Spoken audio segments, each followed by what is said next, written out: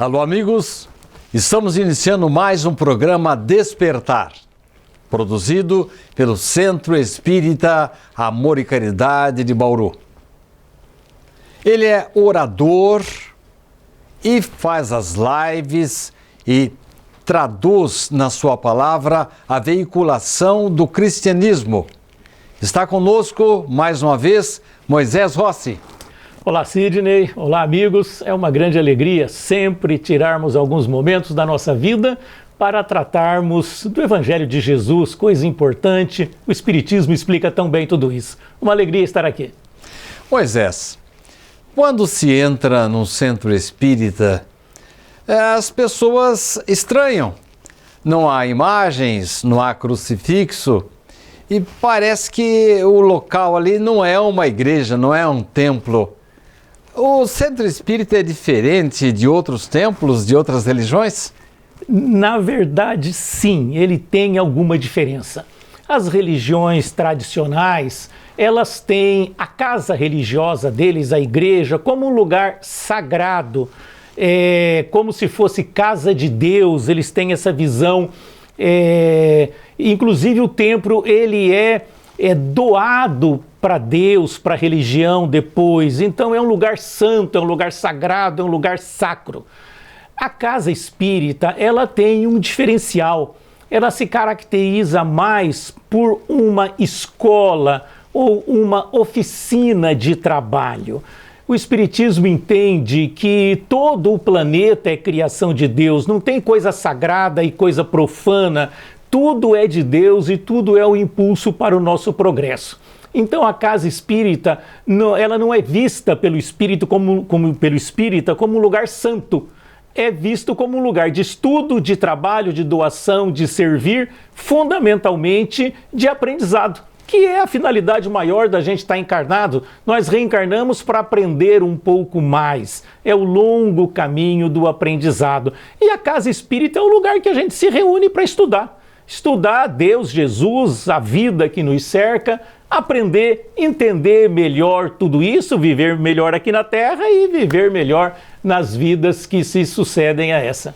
Então, é uma escola, um local de oração, é uma espécie de hospital também para as pessoas que precisam de orientação, de consolo, e mesmo sem ter aquela conotação sagrada, é um local em que nós devemos manter o respeito e devemos sempre encarar como um local assim que vai nos propiciar tanto o consolo como o trabalho, não é assim? Exatamente. E o respeito, ele se amplia quando se fala em casa espírita.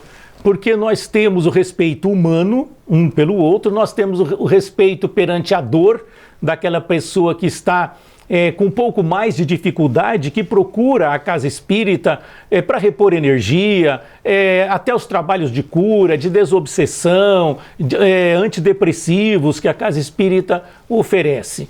Tem o respeito ao culto, ao estudo do Evangelho, o respeito à prece e o respeito maior ao Criador, a Deus, porque a gente procura, claro, estudando e tentando praticar o Evangelho de Jesus, se colocar em acordo com a criação e com as leis de Deus o tempo todo. Mas na casa espírita, em grupo, em união com todos, é que a gente se aprofunda mais no entendimento disso e busca essa ligação mental da criatura com o Criador, para que ele nos intua na compreensão da vida e para que a gente receba dele as boas energias, as boas vibrações que sempre vêm do alto.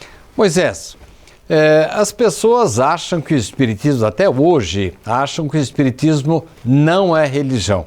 Aliás, o codificador da doutrina, no começo, ele realmente trouxe uma ideia mais de filosofia, pela situação da época, inclusive, em que graçava muito materialismo, em que havia, assim, muito medo de que a igreja voltasse com seus desmandos, muita gente tinha, assim, um pé atrás com religião. Então, no começo, não era religião mesmo, era só filosofia.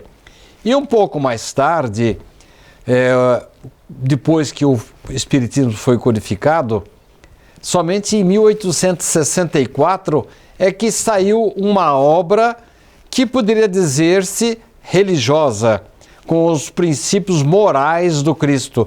Então, em 1857, tivemos o Livro dos Espíritos, um livro filosófico com algumas conotações religiosas. Em 1861, um livro experimental que dava asas à ciência. Mas só em 1864 que se falou realmente em religião. Minha primeira pergunta, o Espiritismo é uma religião? Você falou em Kardec. No túmulo do Kardec está escrito Allan Kardec, o criador da filosofia espírita. Na verdade, inclusive alguns espíritas afirmam que o espiritismo não é religião.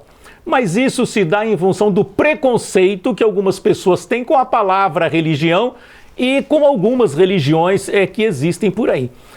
O espiritismo é uma religião, sim, e é muito fácil compreendermos que o espiritismo é uma religião.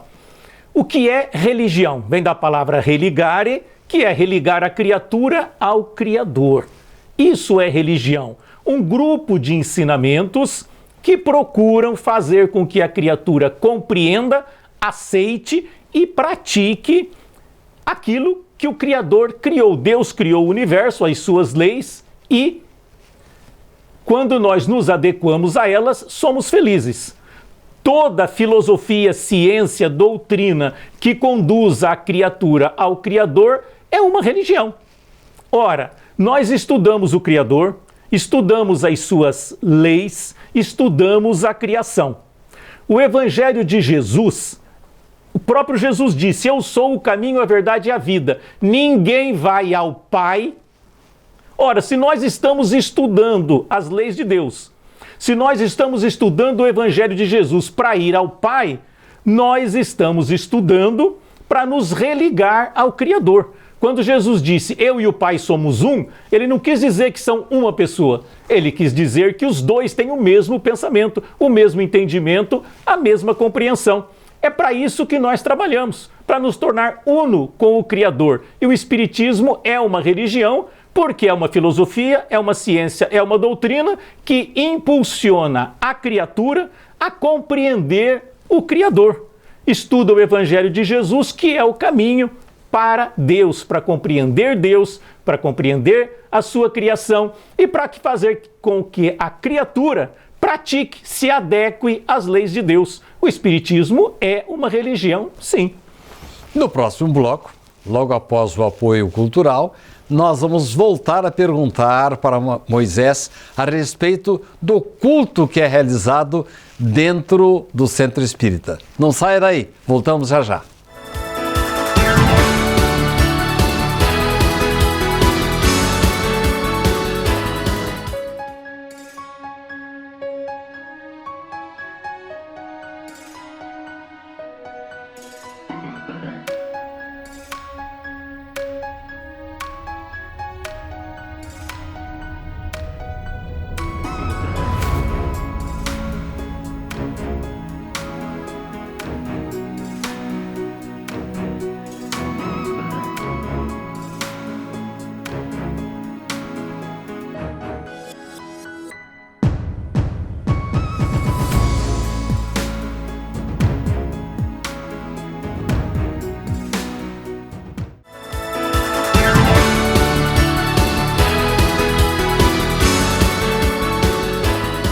Estamos de volta para mais um bloco do programa Despertar de hoje, com Moisés Rossi. Estamos falando de religião. Ele acabou de dizer para nós que o Espiritismo é uma religião. Moisés, nesse caso, qual é o culto realizado pelos espíritas? No Espiritismo, nós não temos aquele culto como um dogma religioso que teria o condão de conduzir a criatura ao paraíso ou melhorar a criatura em função de ter participado do culto. A maioria das religiões colocam a obrigatoriedade de se participar daquela celebração religiosa como uma coisa obrigatória para a pessoa ser da religião e ir para o paraíso na forma que eles veem. No Espiritismo nós não temos o culto religioso desta forma. Os encontros espíritas, eles seguem de certa forma a mesma linha do culto, mas a intenção e a finalidade é diferenciada. Nós iniciamos a nossa reunião religiosa com uma prece, temos uma explanação da vida de Deus ou do Evangelho de Jesus, conforme o palestrante, conforme a data, e encerramos com uma prece também. Então, a forma se assemelha muito com o culto religioso de uma outra religião. Mas a finalidade de estarmos ali é que é diferenciada. Primeiro, para o Espiritismo, não é obrigatório a participação. Você vai estar bem depois dessa vida, independente de quantas reuniões religiosas você participou ou não. Por quê? A gente reencarna para aprender e a reunião espírita é uma sala de aula, é um estudo que nós fazemos em conjunto. Não existe, por exemplo, o dirigente religioso. No Espiritismo não tem padre, não tem pastor que é designado para dirigir o culto religioso. Para nós não existe isso. Nós somos todos irmãos e todos estudamos juntos. Hoje eu falo e ensino, amanhã eu ouço e aprendo com outro colega que fala e ensina.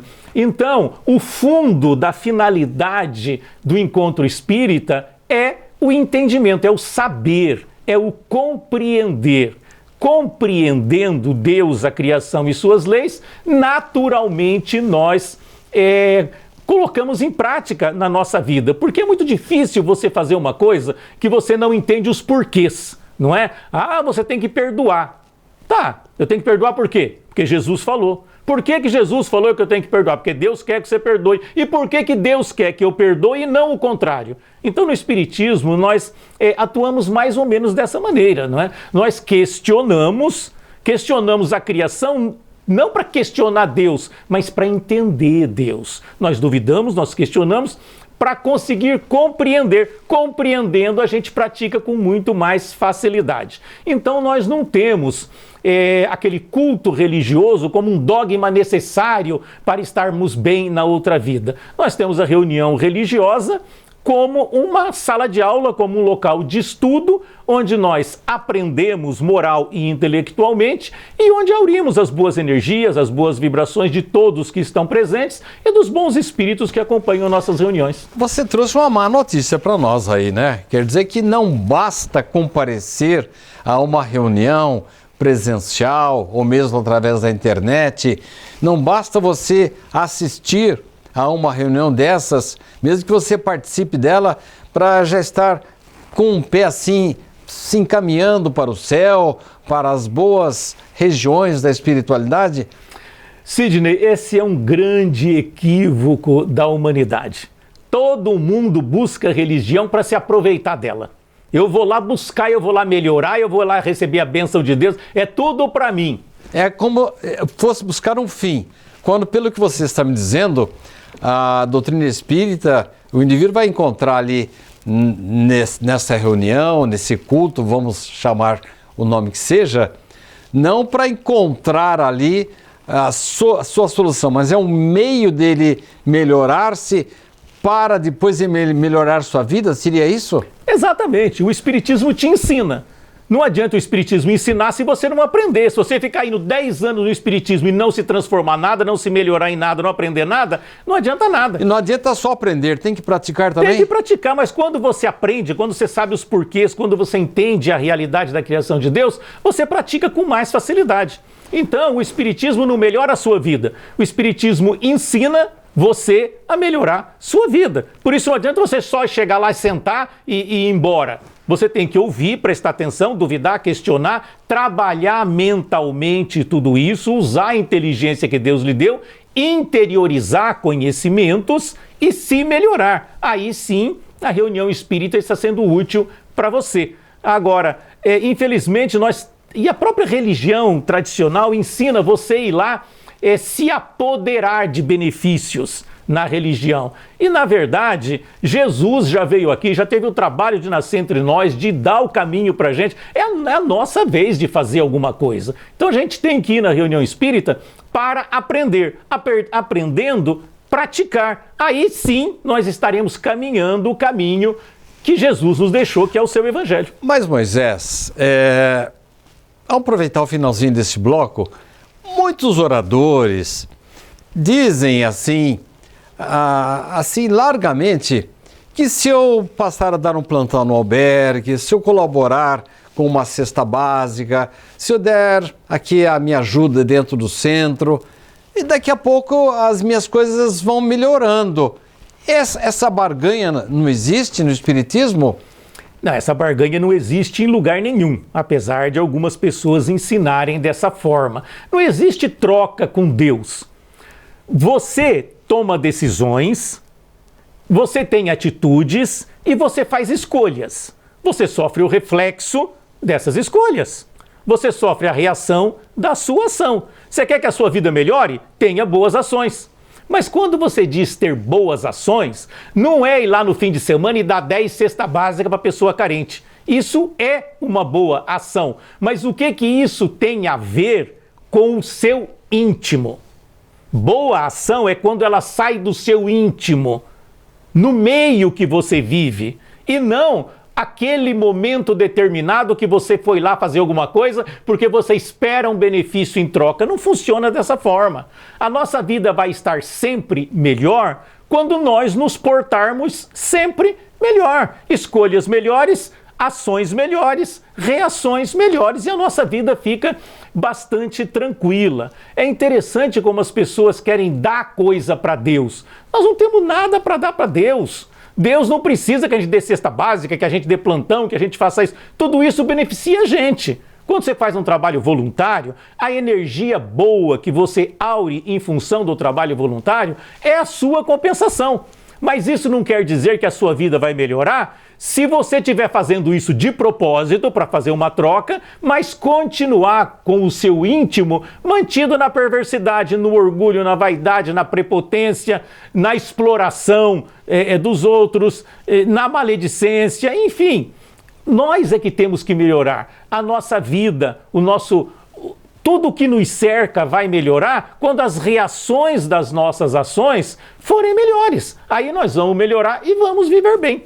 O que nós precisamos é ter boas ações, mas não é boas ações para trocar. Você não está comprando o céu com dinheiro ou com bens ou com aquilo que você faz. É a sua melhora íntima, gradativa, dia a dia, que vai fazer a sua vida aqui na Terra ser melhor, vai fazer a sua vida do lado de lá melhor também. No próximo bloco, que já é o último, nós vamos perguntar ao Moisés com relação à dor. O que a doutrina espírita fala sobre a dor e como que ela consola as pessoas que sofrem. Não saia daí, num instantinho estaremos de volta.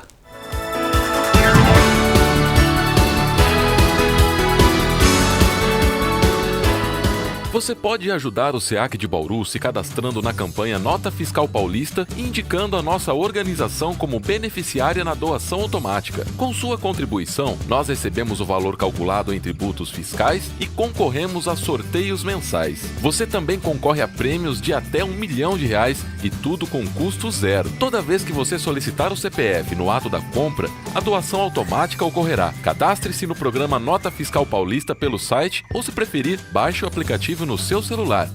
Faça seu login e siga o passo a passo que o sistema oferece. Escolha a opção Entidades e, em seguida, Doação de Cupom Fiscal com CPF automático. Pesquise pelo nosso CNPJ, Centro Espírita Amor e Caridade, e selecione Prazo Indeterminado. Pronto, agora você já está ajudando o SEAC e todos os nossos projetos. O Centro Espírita Amor e Caridade de Bauru agradece.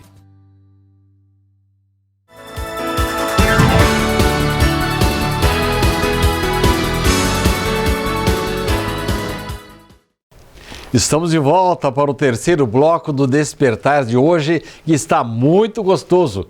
Moisés Rossi está nos dando uma aula de filosofia e, por que não dizer, também de religião.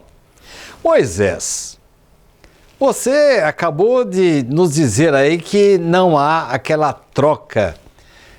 Se eu fizer uma promessa, se eu colaborar com uma cesta básica, isso aí não vai trazer assim a minha felicidade imediatamente. Mas fazer o bem faz bem, não faz, Moisés? E eu gostaria que você emendasse, me falasse como que a doutrina espírita encara a dor e como que ela nos traz o consolo para a dor. Fazer o bem é sempre bom, porque tudo que você emite para a vida, para o meio, para o universo, você recebe de volta. E nesse mesmo contexto, Sidney, se encara o problema da dor. A maioria das pessoas imagina a dor como um castigo de Deus. Quando você tropeça e bate o pé no móvel da sua casa e dói, qual é o castigo? O móvel está te castigando? A casa está te castigando? Não. O seu pé está te avisando que tem um problema lá embaixo, avisando o seu cérebro para você providenciar o conserto disso daí. A dor, em todos os seus aspectos, é exatamente isso.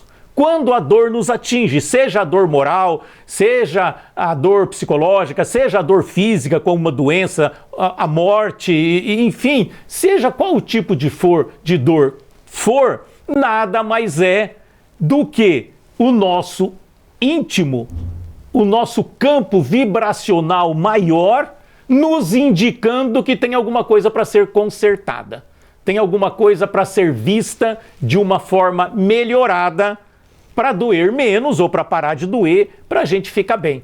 A dor é sempre um convite ao refazimento.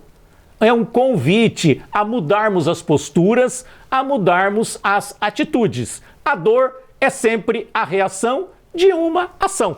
Você ficou distraído, bateu o pé no móvel, doeu. Você falou mal de alguém, você adquiriu uma dívida com o universo e fatalmente, em algum momento, um inconveniente como reação desta ação vai te atingir. Toda a dor é desta forma. E o Espiritismo é fantástico para nos aliviar nas nossas dores. Porque é horrível, é difícil você ter uma perda que você não sabe por quê. Que você acha que foi azar, que foi Deus esqueceu de você, que só acontece com você. É horrível. Agora, quando você estuda o Espiritismo, ele te explica a vida. Quando Jesus falou que enviaria outro Consolador, ele deu uma característica para o Consolador. O Consolador esclareceria todas as coisas. Lá atrás, Moisés disse um monte de não, Jesus disse um monte de sim, o que nós devemos fazer, e o Espiritismo vem falar por que não e por que sim de todas as coisas. Então, quando uma dor nos atinge, ela é a reação de alguma ação que tivemos. Na maioria das vezes dessa encarnação mesmo, e muitas vezes de encarnações passadas, que nós estamos sofrendo a reação agora para aprendermos, para não termos mais aquelas mesmas atitudes. Quando nós temos uma atitude boa, a reação é boa, a gente compreende que deve continuar fazendo a mesma coisa. Quando nós temos uma ação equivocada, a reação é dolorida e nós entendemos que não devemos mais fazer daquela forma. E o Espiritismo, com a codificação e com a literatura complementar, vem nos esclarecer o porquê. Claro que você não vai encontrar na codificação por que o Moisés é careca, não tem lá. Mas lá explica que no nosso corpo físico traz condições que dificultem as atitudes do passado. Por exemplo, eu posso ter sido muito vaidoso, com aquela vasta cabeleira ruiva, não é? Bonita, eu sou melhor que os outros. E só um exemplo, não é? Agora, peraí, nasce careca lá para você ver, sardento, vermelho, né? Pra você ver que não é bem assim. Então, facilita, né? O desencarne de ente querido, por exemplo. O que é melhor você imaginar? Nunca mais vou ver meu ente querido? Ou lá no dia do juízo final, daqui não sei quantos milhões de anos, ou ele vai para o inferno. Não, seu ente querido está vivo, ele está do outro lado da vida, é isso que o Espiritismo ensina. Ele está ali, ele te sente, ele te percebe, ele te vê, é você que não vê ele.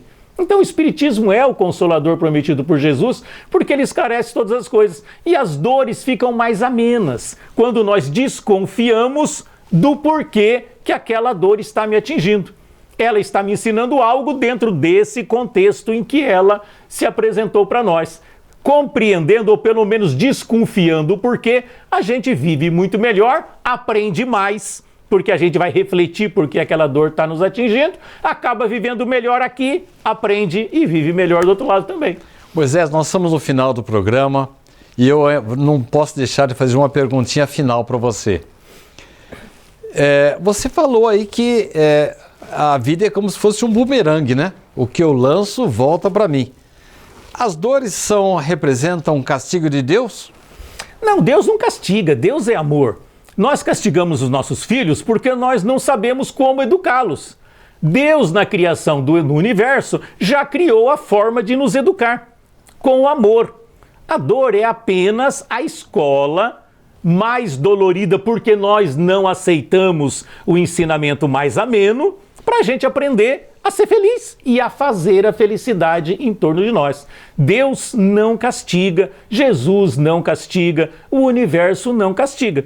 O reflexo da nossa ação, você mergulha na piscina, você se molha. É castigo você se molhar? Não. Toda vez que você mergulhar na piscina, você vai se molhar. É uma reação natural da sua ação. Se você tropeça, dói. É castigo, a dor? É uma ação natural, uma reação natural da sua ação.